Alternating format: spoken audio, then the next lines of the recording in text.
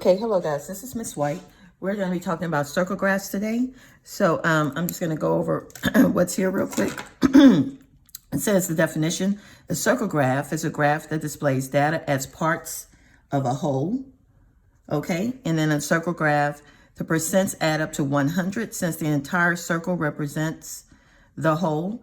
The data represented in a circle graph can be used to solve problems, including part to whole comparisons and equivalence. So up here I have here just a reminder of what we did before when it comes to percents, when we're comparing. And remember, these are two ratios. We're saying that these two ratios are equal. So you have percent over 100 and then part to whole. And I also want to tell you with circle graphs, we can also do part to part compared to part. So we'll get to that in a little bit. So let's go ahead and go over example one. All right, so example one, we have a circle graph showing the percent of types of flowers planted in a flower garden. If there are a total of 150 flowers, how many more of them are impatiens than begonias? So here's our circle graphs and our percentages. And remember, all of the percentages must equal to 100.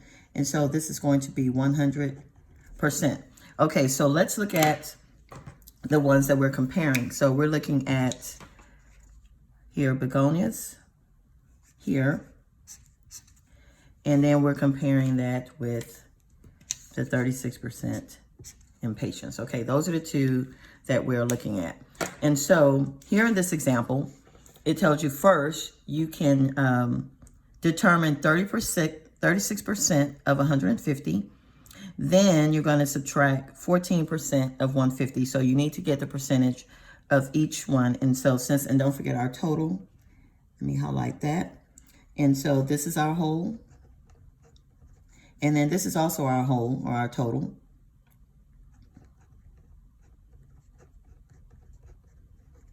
Of 150 flowers. Okay. And so if you want to do it this way, this is an example of converting your percent to 100.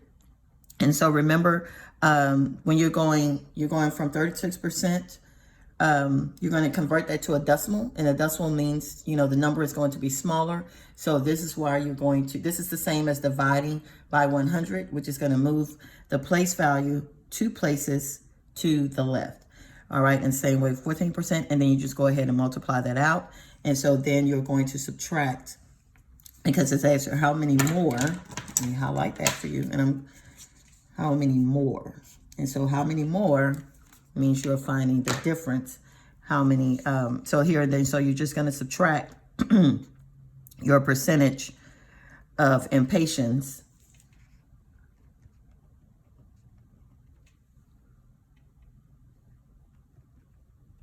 And then begonias. Okay, and so there are 33 more impatiens than begonias. However, I'm going to use this, set it up using our percent, our part to whole, our percent over 100. And so you can do this, several ways. So let's just go ahead and go over. And you, of course, you pick the one that, it's easier for you to understand. So we can go ahead and determine this. We'll take our percent over 100. And so this is our begonias. And so we're looking for the part. What represents 14% of the 150? So we're looking for our part, and then our total flowers is here. And so we can do several things here. You can go ahead and you can cross multiply, and then, you're going to set up your equation. But however, I am going to simplify first just to see if it makes it any better. So here, this is what's called within a ratio. We're going to simplify. And so I can only simplify that by 2. And so when I simplify that by 2, it now becomes 7 and then it equals x over 150. And so when we do that, now we see a relationship here. And so we can see here, to get from 50, we're trying to figure out how to go from, what is x? And so we see this here. And so 50 times 3. So 50, so 7 times 3. And so this is going to give us our 21 begonias. All right, and so you can do the same thing when it comes to, just draw a little line to separate this. All right, and so now we're going to do with our impatiens. So it's 36. 100 is equal to x over 50, 150. All right, and again, we can do the same thing here. We can actually, divide this by 2. We're going to simplify. So we're going to simplify. All righty. And you always want to, and guys, just keep in mind, look at what's happening with the, within your, the fractions, the ratios, to see if you could do that. And so now, let me just put this there right here. All right, so this is going to be divided by 2. So we get 18 and 50. And over here, x, 150. And again, we see this relationship. Here, we're going in this direction, times 3, times 3. And so 3 times 8 is 24. We carry out 2. 3 times 1 is 3. Plus 2 is 5. All right, and so there's our 54 impatiens. And so that's good there. Okay.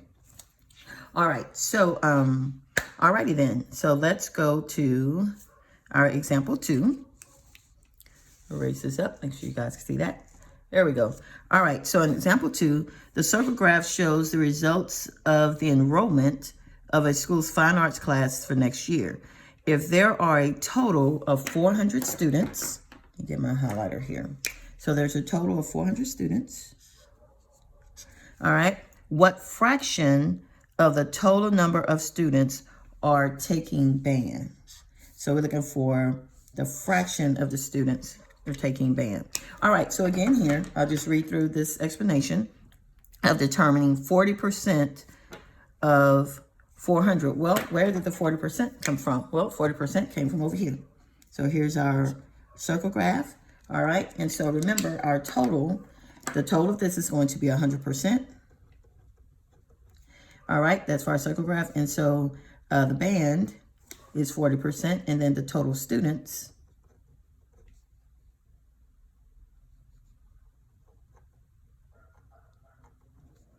is 400. Okay, so those are our totals. Okay, so again here, we need to find 40%. What is 40% of 400? And so again, you can convert your percent to 100 and by dividing by, convert it to a decimal. So you would be dividing by 100. And so that will give you 4/10 times 400. You do your math. And here it's just simplifying. Let me get my glasses here so I can look at this. All righty. So if you do this, and then you're going to get 160. And it says express. You do not want to forget that when you're told to express in simplest form. Because sometimes on problems, many times, that could be one of your answer choices because, and it's not trying to trick you. It's just basically, wanting to know if you're following instructions, you're reading the directions that said to express it in simplest form. So you want to simplify. Okay. All right. So 2/5 of the total students are enrolled to take band. Now notice it said what fraction. So that's what we're looking for. All righty. So that is expressing that as a fraction. And you could have still done the same thing here. I don't know that we want to set it up, but you can. Let me just go ahead and, that's straightforward way, but let's go ahead and make some room over here. All right, so I'll just do this on my side here. So if we have 40 over 100. And it's one of those things, again, you think about it, what works best for you? What do you understand better? And so we're looking for that number, 400. And this is nice. All right. So this, you don't have to simplify that really because you can go here. That is, my little ink is running out there, times 4.